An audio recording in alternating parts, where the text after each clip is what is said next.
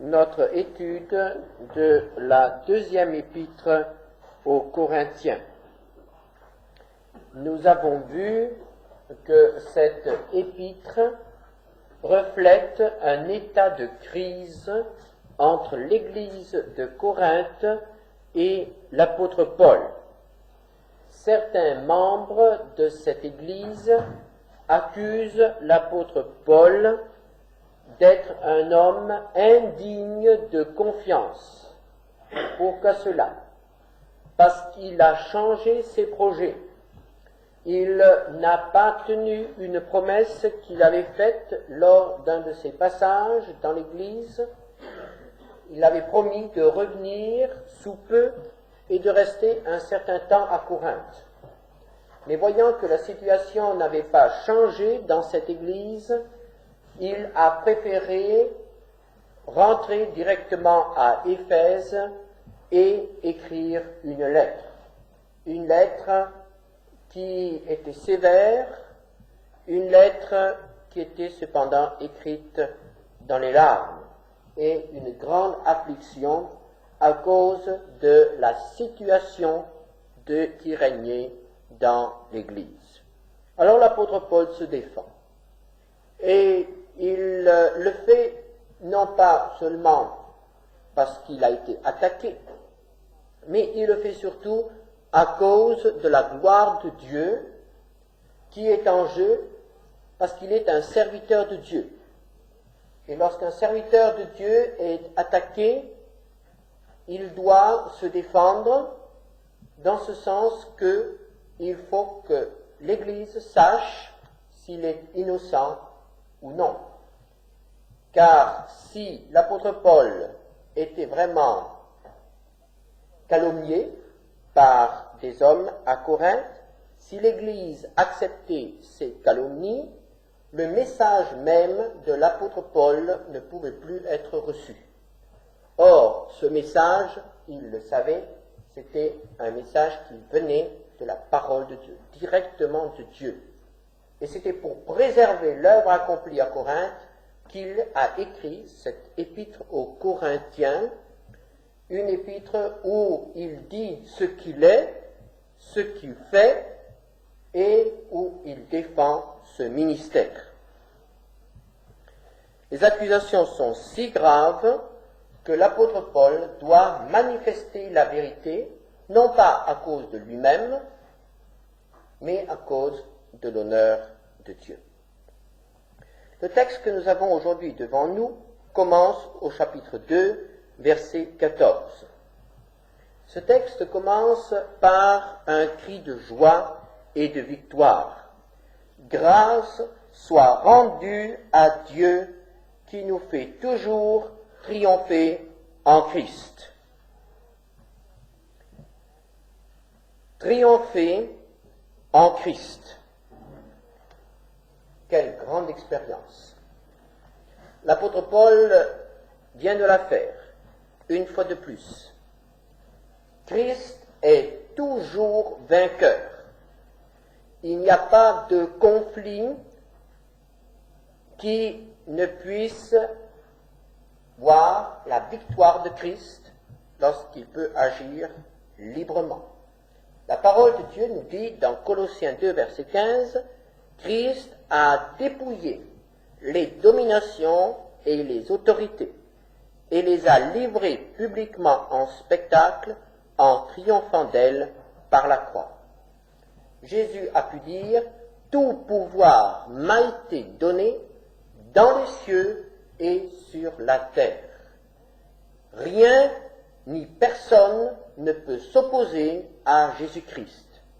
Christ est toujours vainqueur et il aura le dernier mot sur la terre. Il aura le dernier mot dans l'histoire. Bien des hommes s'élèvent aujourd'hui contre Christ, contre Dieu. Mais nous savons que Christ est et sera toujours vainqueur. Nous pouvons avoir part à cette victoire si nous sommes enfants de Dieu, si nous sommes, comme dit l'apôtre Paul, en Christ. Qu'est-ce que être en Christ? Nous le verrons lorsque nous étudierons l'épître aux Éphésiens. Mais pour ce soir, contentons-nous de dire qu'être en Christ, c'est avoir en nous l'Esprit de Christ et être constamment en communion avec Christ.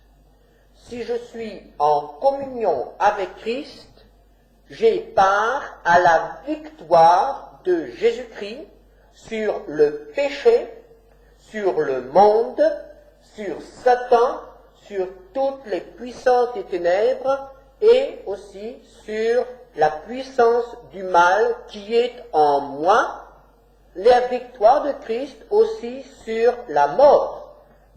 Christ a vaincu la mort. Et si je suis en Christ, je peux aussi vaincre toutes ces choses. Je peux vaincre la tentation, je peux vaincre Satan, je peux vaincre la mort. Être en Christ, c'est triompher avec lui. Un chrétien doit être un vainqueur, un triomphateur. La Bible nous dit, l'Apocalypse nous dit que les couronnes, la récompense est réservée aux vainqueurs. Et Dieu veut que chacun d'entre nous soit récompensé. Dieu veut que chacun d'entre nous soit un vainqueur. Le Seigneur ne nous a pas seulement sauvés pour que nous ayons part une fois, beaucoup plus tard, au ciel, mais pour que nous ayons déjà sur cette terre, que nous fassions sur cette terre l'expérience d'une vie de victoire avec Jésus-Christ, et que le monde reconnaisse que nous sommes du côté du plus fort. Évidemment, Satan veut nous faire croire que ce n'est pas vrai. Et c'est là qu'intervient notre foi. Si je crois que je suis du côté du plus fort, je suis plus fort. Si je crois que Satan est plus fort, je suis faible. Je suis vaincu d'avance, avant même de commencer le combat. Chers frères et sœurs, est-ce que nos luttes, nos combats de tous les jours, dans quelque domaine que ce soit, est-ce que ces luttes se terminent par la victoire? Est-ce que nous sommes victorieux, vainqueurs en Jésus-Christ? Paul connaissait cette victoire, ce triomphe. Dans une lettre aussi difficile que celle que nous avons devant nous, il souligne cela avec force et il remercie le Seigneur. Et il faut remercier le Seigneur. Et il faut que nous commencions nos journées en remerciant le Seigneur d'avoir donné la victoire sur tout ce qui peut arriver dans la journée. C'est cette position de victoire que nous devons prendre le matin de bonne heure. Prendre la victoire le soir, ça ne sert à rien. Mais c'est le matin, avant de commencer la journée, que nous devons prendre la victoire. Et au cours de la journée, remercier le Seigneur pour la victoire qui a été donnée déjà le matin. Et la vivre pleinement dans la journée. La victoire de Paul était sa certitude d'avoir manifesté Christ dans toutes les situations. Plus tard, il dira dans Philippiens 1, verset 20, « Selon ma ferme attente et mon espérance, que je n'aurai honte de rien, mais que maintenant, comme toujours, Christ sera glorifié dans mon corps avec une pleine assurance, soit par ma vie, soit par ma mort. Christ glorifié dans mon corps, par ma vie ou par ma mort. Toujours, Christ doit être glorifié en moi et par moi.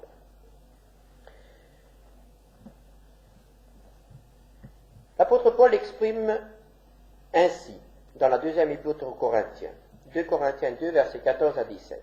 Grâce soit rendue à Dieu qui nous fait toujours triompher en Christ et qui répand par nous en tout lieu l'odeur de sa connaissance.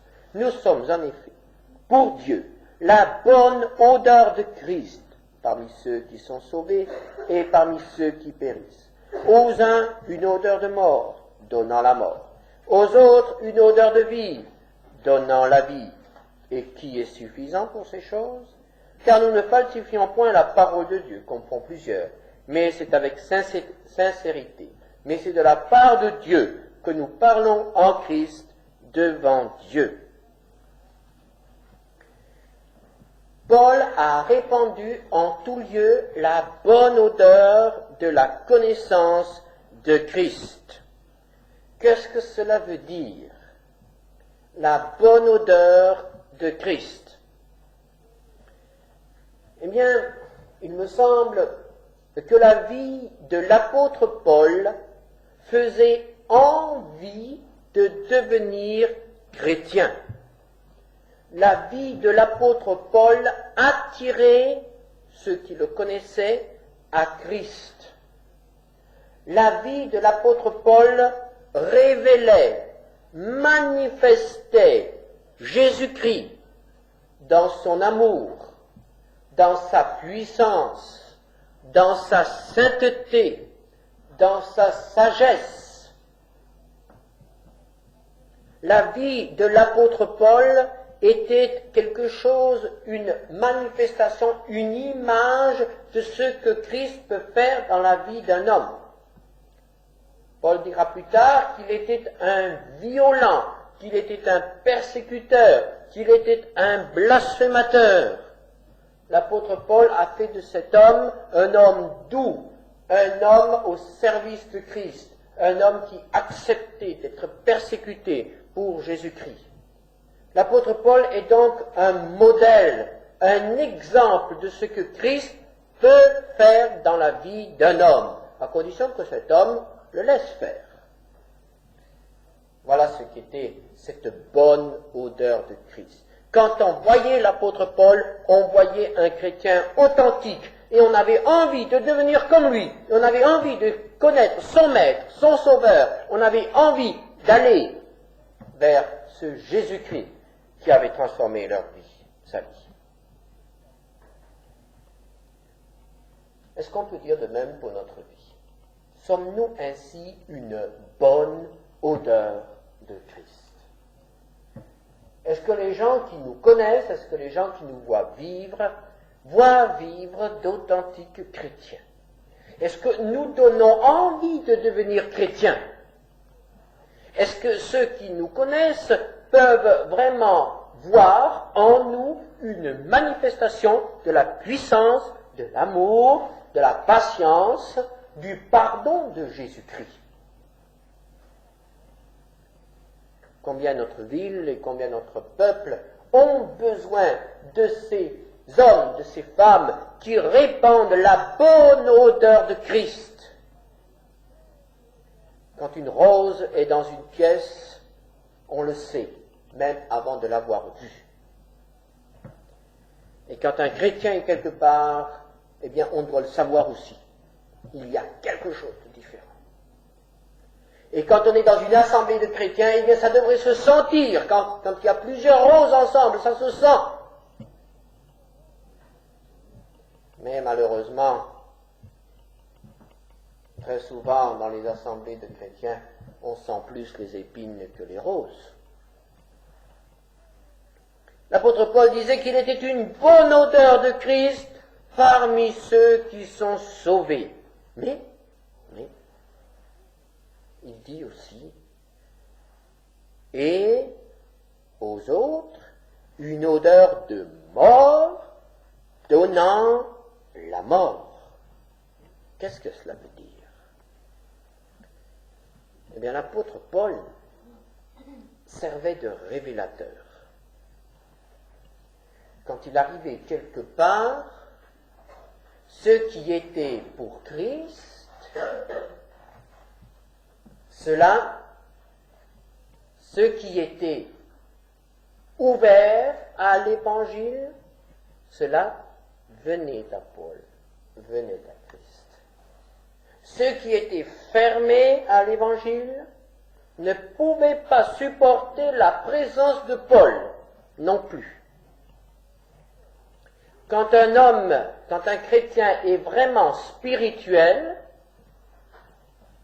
alors la hargne, la méchanceté, la révolte des hommes incrédules, ceux qui sont contre Dieu, se tourne contre cet homme. Les chrétiens authentiques servent de révélateurs. L'apôtre Paul, lorsqu'il venait quelque part, faisait cette expérience. Lorsqu'il annonçait la parole de Dieu, ses auditeurs se partageaient en deux groupes. Les uns acceptaient, les autres rejetaient. Les autres connaissaient la vie, étaient sauvés, les autres restaient dans leur incrédulité et mouraient. Et la vie, la prédication de l'apôtre Paul était tellement, les mettait même à mort. Pourquoi cela? Parce que tout cela leur ôtait toute excuse. Au jour du jugement, un homme qui avait rencontré l'apôtre Paul ne pouvait pas dire qu'il n'avait jamais entendu l'évangile. Ne pouvait pas dire qu'il n'avait jamais vu de chrétien. Et ainsi, il était condamné parce qu'il n'avait pas accepté le témoignage de l'apôtre Paul. Ainsi, ce même message qui était pour ceux qui acceptaient un message de vie, était pour les autres un message de condamnation et de mort. Suivant que ce message était reçu ou rejeté. Cela est encore vrai aujourd'hui. Et il faut que nous sachions, nous tous qui annonçons l'Évangile, que notre message peut condamner des hommes à mort. Parce qu'ils n'acceptent pas.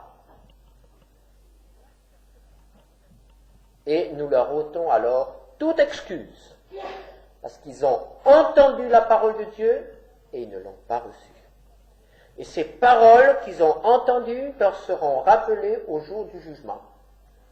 Vous avez entendu la parole de Dieu par la bouche d'un tel ou d'une telle. Vous êtes sans excuse et toute bouche sera fermée. Aux uns, une odeur de vie, donnant la vie, ceux qui acceptent, et ceux qui refusent, une condamnation et la mort. C'est une bien lourde responsabilité. Et l'apôtre Paul est conscient de cette responsabilité. Car on ne peut vraiment pas être insouciant lorsqu'on connaît ces choses. Vous pourriez me dire, oui, mais il vaut mieux se taire alors. Non, car à ce moment-là, c'est vous qui êtes responsable. Les prophètes ont employé une image, celle de la sentinelle à la porte ou sur les murailles. La sentinelle, lorsqu'elle voit le danger, doit crier. Les uns se laissent avertir et sont sauvés. Les autres ne tiennent pas compte de l'avertissement et périssent. Mais dans tous les cas, la sentinelle a fait son travail. Mais si la sentinelle se tait, elle aura sur sa conscience non seulement la mort de ceux qui n'ont rien entendu, mais aussi la mort de ceux qui se seraient laissés avertir et auraient pu être sauvés. Lorsqu'un chrétien se tait, il est responsable de la mort de ceux qui auraient pu être sauvés. Quelle lourde responsabilité! Comment nous acquitter de cette responsabilité? L'apôtre Paul le dit, en transmettant la parole de Dieu fidèlement. Verset 17. Nous ne falsifions point la parole de Dieu. Il faut que ce que nous disions soit tout à fait conforme à l'enseignement des Écritures. Il ne faut rien y ajouter et rien en retrancher. Il faut que notre message soit sincère, c'est-à-dire il faut que nous le croyions nous-mêmes de tout notre cœur. Car si je ne suis pas convaincu de ce que je vous annonce, je ne pourrai pas vous convaincre. Et il faut aussi que ce message soit animé, soit inspiré par l'Esprit de Dieu. Il ne me suffit pas de vous lire simplement une parole des Écritures. Il faut encore que le Saint-Esprit agisse par la parole de l'Écriture. Il faut que le Saint-Esprit puisse confirmer cette parole de l'Écriture en votre cœur. C'est ainsi que nous pouvons nous dégager des responsabilités qui pèsent sur nous quand nous pensons à toutes ces âmes qui se perdent autour de nous. Annoncer la parole de Dieu fidèlement, consciencieusement, avec sincérité et par la puissance du Saint-Esprit. Sans ajouter, sans retrancher, sans transformer, sans arranger, sans compromis. C'est ce que l'apôtre Paul faisait, et il avait conscience d'avoir accompli tout son devoir. Sa conscience ne lui faisait aucun reproche quant à sa prédication. Au chapitre 3, nous lirons les 6 premiers versets. Commençons-nous de nouveau à nous recommander nous-mêmes, ou avons-nous besoin, comme quelques-uns, de lettres de recommandation auprès de vous ou de votre part? C'est vous qui êtes notre lettre écrite dans nos cœurs, connue et lue de tous les hommes. Vous êtes manifestement une lettre de Christ, écrite par notre ministère, non avec de l'encre, mais avec l'Esprit de Dieu vivant. Non sur des tables de pierre, mais sur des tables de chair, sur les cœurs. Cette assurance-là, nous l'avons par Christ auprès de Dieu. Ce n'est pas à dire que nous soyons par nous-mêmes capables de concevoir quelque chose comme venant de nous-mêmes. Notre capacité, au contraire, vient de Dieu. Il nous a aussi rendus capables d'être ministres d'une nouvelle alliance, non de la lettre, mais de l'esprit. Car la lettre tue, mais l'esprit vivifie. Il est question ici de lettres de recommandation. Quelles sont ces lettres? C'étaient des lettres qui étaient en usage dans l'Église primitive. Lorsqu'un frère quittait une église pour aller dans une autre église, ou lorsqu'il faisait une tournée dans les églises, comme on ne pouvait pas le connaître, il présentait une lettre des anciens de son église qui le recommandaient. C'est le frère un tel que vous pouvez recevoir. Et c'est ainsi que l'apôtre Paul a aussi fait mention de ces lettres dans la première épître, dans 1 Corinthiens 16, verset 3, où il dit « Quand je serai venu, j'enverrai avec des lettres pour porter vos libéralités à Jérusalem les personnes que vous aurez approuvées. » Donc c'est l'apôtre Paul lui-même qui écrivait une lettre disant quelle était la mission des frères qu'il envoyait. L'apôtre Paul demande aux Corinthiens, est-ce que lorsque je me présenterai dans votre église, je devrais vous montrer des lettres de recommandation? Est-ce que vous ne me connaissez pas? Est-ce que je suis un étranger pour vous? Est-ce que j'ai besoin de la caution de tel ou tel frère d'autres églises? Certainement pas. Pourquoi donc? C'est l'apôtre Paul qui était le premier à Corinthe. C'est l'apôtre Paul qui était le pionnier et qui a créé cette église. La plupart des Corinthiens sont venus au Seigneur, ont été sauvés par la prédication de l'apôtre Paul. Ils sont ses enfants spirituels. Il dira ailleurs, vous avez peut-être plusieurs maîtres, mais vous n'avez qu'un seul père. L'apôtre Paul était leur père spirituel.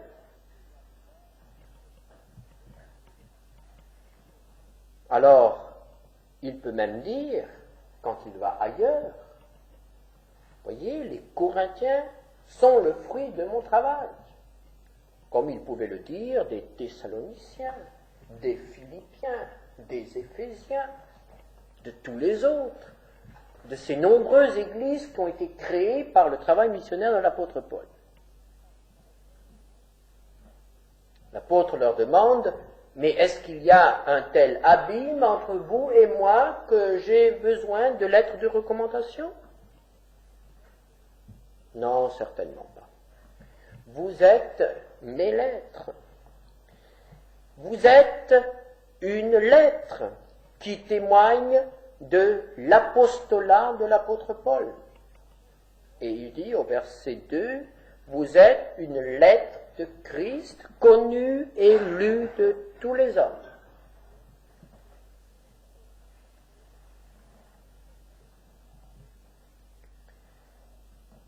Une lettre de Christ. L'apôtre Paul a d'abord employé cette image, une odeur de Christ. Maintenant, il emploie cette deuxième image, une lettre de Christ.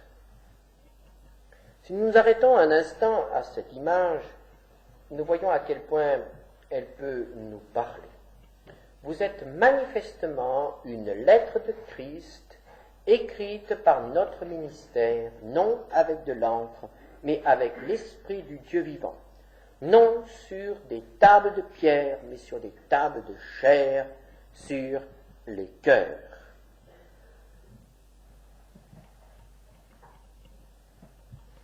On dit souvent que la seule Bible que le monde lit, c'est la vie des chrétiens.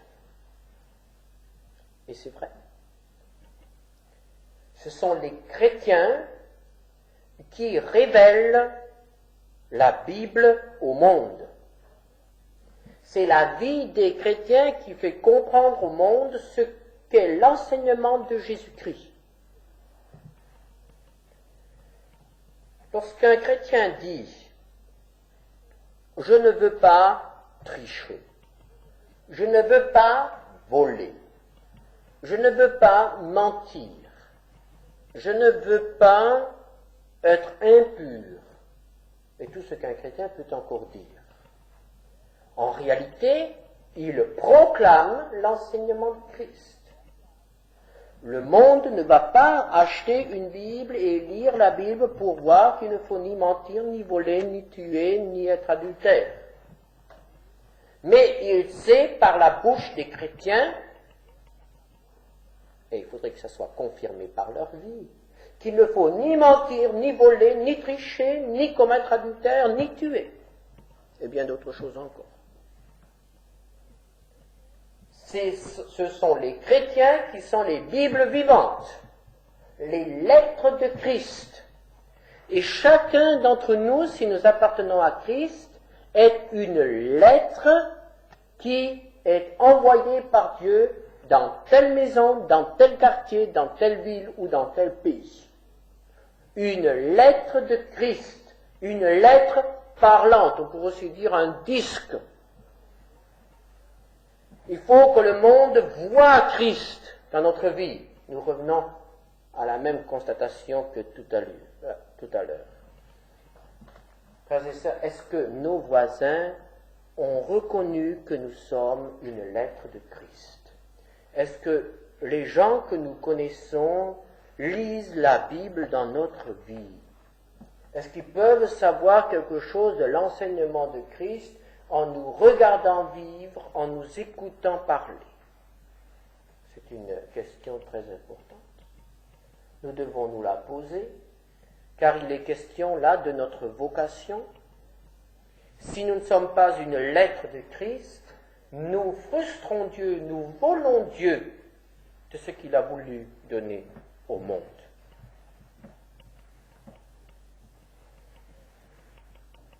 L'apôtre Paul, on pourrait se glorifier. Il pourrait dire, regardez toutes les églises que j'ai créées. Et même en leur écrivant, il pourrait leur dire, mais tout ça, c'est moi qui l'ai fait. Vous me devez quelque chose. Non, l'apôtre Paul reste humble. Ce n'est pas pour se mettre en avant qu'il dit ces choses. Il dit, au verset 5, ce n'est pas à dire que nous soyons par nous-mêmes capables de concevoir quelque chose comme venant de nous-mêmes. Notre capacité, au contraire, vient de Dieu. Et c'est la bonne position d'un serviteur de Dieu. Il sait qu'il est un incapable dans le domaine spirituel. Et que s'il est capable de faire quelque chose, c'est Dieu qui lui donne la capacité. Nous ne sommes pas capables d'annoncer la parole de Dieu. Dieu nous rend capables. Nous ne sommes pas capables d'aimer les autres, mais Dieu nous rend capables. Nous ne sommes pas capables d'amener une âme au Seigneur, mais Dieu nous rend capables. Notre capacité nous vient de Dieu, notre autorité nous vient de Dieu. Et cette capacité est si grande pour l'apôtre Paul qu'il pouvait introduire une alliance, un ministère nouveau. C'est ce qu'il dit au verset 6, « Il nous a aussi rendus capables d'être ministres d'une nouvelle alliance, non de la lettre qui tue, de la lettre, mais de l'esprit, car la lettre tue, mais l'esprit vivifie. Or, si le ministère de la mort, gravé avec des lettres sur des pierres, a été glorieux, au point que les fils d'Israël ne pouvaient fixer les regards sur le visage de Moïse, à cause de la gloire de son visage, bien que cette gloire fût passagère, combien le ministère de l'Esprit ne sera-t-il pas plus glorieux? Si le ministère de la condamnation a été glorieux, le ministère de la justice est de beaucoup supérieur en gloire. Et, sous ce rapport, ce qui a été glorieux ne l'a point été, à cause de cette gloire qui lui est supérieure. En effet, si ce qui était passager a été glorieux, ce qui est permanent est bien plus glorieux.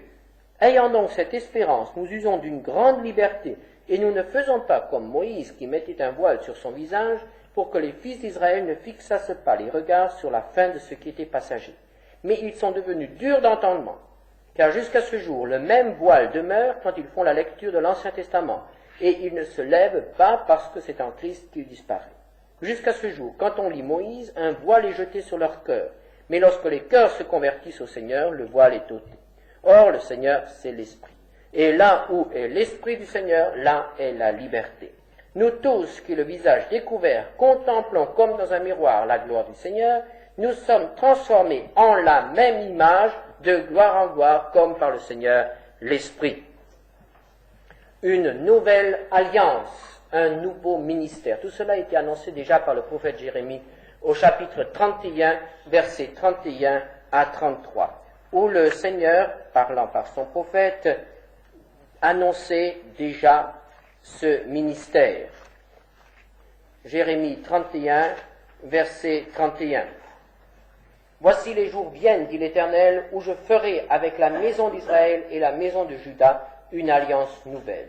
Non comme l'alliance que je traitais avec leur père, le jour où je les saisis par la main pour les faire sortir du pays d'Égypte, alliance qu'ils ont violée, quoique je fusse leur maître, dit l'Éternel. Mais voici l'alliance que je ferai avec la maison d'Israël. Après ces jours-là, dit l'Éternel, je mettrai ma loi au-dedans d'eux, je l'écrirai dans leur cœur, et je serai leur Dieu, et ils seront mon peuple. Ma loi au-dedans d'eux. Voilà la nouvelle alliance. Et c'est cette nouvelle alliance que l'apôtre Paul est chargé d'annoncer au monde. Une alliance nouvelle, de nouvelles conditions de vivre avec Dieu. Quelles sont ces conditions? L'apôtre Paul parle ici de la lettre qui tue. Qu'est-ce que cela veut dire? Il précise au verset 7, c'est le ministère de la mort. Au verset 9, c'est le ministère de la condamnation. Quel est ce ministère? C'était celui de la loi, tel qu'il était exercé au temps de l'apôtre Paul par les docteurs de la loi, ces maîtres, ces professeurs juifs qui, s'étant penchés sur la loi de Moïse, avaient essayé de l'expliquer, de l'appliquer et en fait avait établi à côté de la loi une autre loi, la tradition, dans laquelle on pouvait savoir combien de pas il était permis de faire le jour du sabbat pour que cela reste une promenade et que cela ne devienne pas un voyage, et des choses de ce genre. Et ainsi, toute cette tradition, toutes ces lois étaient devenues comme un carcan, comme un joug terrible pour les Israélites.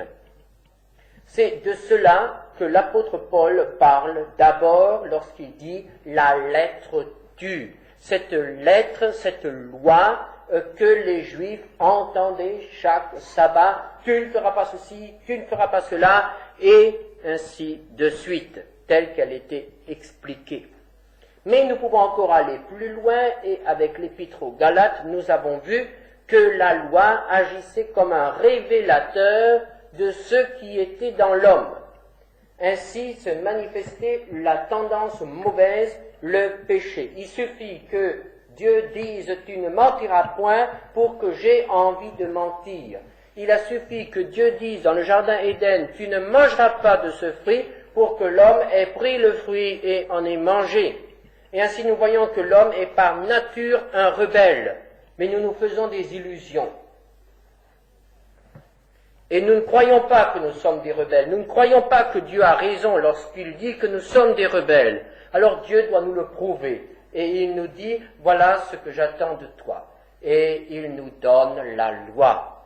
Et quand nous commençons à vouloir appliquer la loi, nous réalisons que nous sommes absolument incapables de faire ce que Dieu demande de nous. Et finalement, cette loi qui devait nous sauver, nous condamne, puisque quand j'ai menti, je suis un menteur, et aucun menteur ne peut avoir la communion avec Christ, aucun menteur ne peut être admis en présence de Dieu. Et la ville nouvelle, la ville de Jérusalem, dans l'Apocalypse, est interdite aux menteurs. Ainsi, cette loi devient pour moi une loi qui me condamne à mort. Alors l'apôtre Paul dit, mais Dieu a trouvé un autre chemin. Et ce chemin, c'est la loi dans le cœur. Et il parle de ce grand miracle qu'est la nouvelle naissance. Le Saint-Esprit vient demeurer dans le cœur d'un homme et le change entièrement. Il lui donne la force de vivre dans la vérité, lui donne la force d'aimer, lui donne la force de supporter, lui donne la force de vivre dans la pureté. À ce moment-là, la loi ne vient plus vers moi en me disant « tu ne mentiras point et tu vivras dans la pureté », mais le Saint-Esprit en moi me dit « tu peux dire la vérité et tu peux être pur ». Donc, j'accomplis la volonté de Dieu, non pas parce que Dieu me le dit, mais parce que Dieu me donne la force de l'accomplir. Voilà le grand changement entre l'ancienne et la nouvelle alliance. Et c'est pourquoi l'apôtre Paul est tellement reconnaissant, car après avoir été pendant des années un porte-parole de l'ancienne alliance, il est devenu par la grâce de Dieu le porte-parole de la nouvelle alliance, le Saint-Esprit qui demeure en lui. Que faut-il pour cela? Pour cela, il faut un profond changement. Il faut que le Saint-Esprit pénètre en nous. Au verset 6, c'est l'Esprit qui vivifie. Le Seigneur Jésus disait dans Jean 6, verset 63, c'est l'Esprit qui vivifie. La chair ne sert de rien. Les paroles que je vous ai dites sont esprit et vie. Puis nous trouvons dans ce même texte quelque chose qui est très important pour tous ceux qui annoncent la parole de Dieu. Il est question de l'attitude du monde envers la parole de Dieu. Dans 1 Corinthiens 2, verset 14, nous avons déjà vu que l'homme naturel ne peut pas comprendre la parole de Dieu. L'homme animal ne reçoit pas les choses de l'Esprit de Dieu. Elles sont une folie pour lui, et il ne peut les connaître parce que c'est spirituellement qu'on en juge. Un homme qui n'a pas reçu le Saint-Esprit ne peut pas comprendre la parole de Dieu. C'est ce que l'apôtre Paul dit dans 1 Corinthiens 2, 14. Et dans 2 Corinthiens 3, l'apôtre Paul précise qu'un homme ne peut pas comprendre la parole de Dieu sans le Saint-Esprit, même s'il a étudié la parole de Dieu, même s'il connaît la parole de Dieu par cœur. Au temps de l'apôtre Paul, les érudits juifs, les savants juifs, étudiaient la parole de Dieu. Ils passaient leur vie à étudier la parole de Dieu et à l'expliquer. Ces hommes connaissaient la plupart du temps la Bible par cœur. C'est extraordinaire ce qu'un savant juif pouvait accumuler en connaissances, en étudiant pendant des jours et des jours, tout au long de sa vie, la parole de Dieu. Et pourtant, ce sont ces gens-là qui ont condamné Jésus. Ils connaissaient la Bible, mais ils ne la comprenaient pas. Ils ne la comprenaient pas selon le Saint-Esprit. C'est tragique. Car ce qui était vrai au temps de l'apôtre Paul reste encore vrai aujourd'hui. Il y a aujourd'hui des hommes qui enseignent la Bible, qui enseignent la théologie, mais avec un cœur irrégénéré. Ce qui fait qu'ils ne comprennent pas vraiment ce qu'est la parole de Dieu. Oh, ils connaissent la Bible. Ils peuvent vous l'expliquer. Ils peuvent vous dire beaucoup de choses sur la Bible. Ce sont des savants. Mais ils n'ont pas l'Esprit de Dieu et en réalité, ils ne comprennent pas, ils ne peuvent pas comprendre la parole de Dieu comme elle doit être comprise. L'apôtre dit, verset 15, « Quand on lit Moïse, un voile est jeté sur leur cœur. Il y a un voile. Il y a quelque chose qui se place entre la Bible et cet homme, et ils ne peuvent pas la comprendre. » Et au verset 16, « Mais lorsque les cœurs se convertissent au Seigneur, le voile est ôté. » L'apôtre Paul en sait quelque chose. Il connaissait sa Bible par cœur, et pourtant, il ne la comprenait pas. Il ne voyait pas Christ. Et quand il a rencontré Christ, il a vu Christ dans les Écritures. Les disciples d'Emmaüs ont fait la même expérience. Ils connaissaient Jésus et ils connaissaient les Écritures. Et quand le Seigneur Jésus leur eut ouvert l'Esprit, quand le Seigneur Jésus leur eut donné le Saint-Esprit, ils virent Christ dans les Écritures. Et nous ne pouvons pas comprendre la parole de Dieu sans le Saint-Esprit. L'intelligence d'un homme, même d'un homme religieux, n'est pas suffisante, n'est pas apte pour recevoir la sagesse de Dieu. Ces choses-là ne peuvent pas être reçues par notre raison, par notre intelligence. C'est dans le cœur que ça se passe avant que cela touche notre raison. Et lorsque le Saint-Esprit prend possession d'un homme, il éclaire son intelligence et il se dit, comment se fait-il que je n'ai pas vu ces choses avant? La différence, c'est qu'avant, il cherchait seul et après, il est éclairé, enseigné par le divin professeur. Et c'est à ce moment-là que tout change dans nos relations. Et nous faisons l'expérience de la liberté.